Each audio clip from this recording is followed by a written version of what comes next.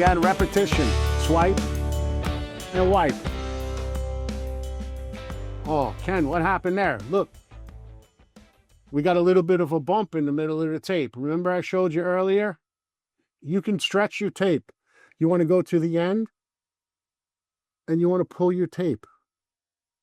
Just press. That pulls that wrinkle right out. Okay? That's okay. Remember, it's all going to shrink. Swipe and wipe. Get to the end. Now what? I showed you over here. You're going to have to go back and look at some of these because it's, again, repetition. Take your 6-inch knife. Push it this way. Very lightly. Don't be forceful. Go very lightly. And now you're just left to clean up the mess. We'll put a little bit of compound. It's always lubricate, wipe, fill that recess. Let's come to this side. Wipe. Fill that recess. Got a little bit here.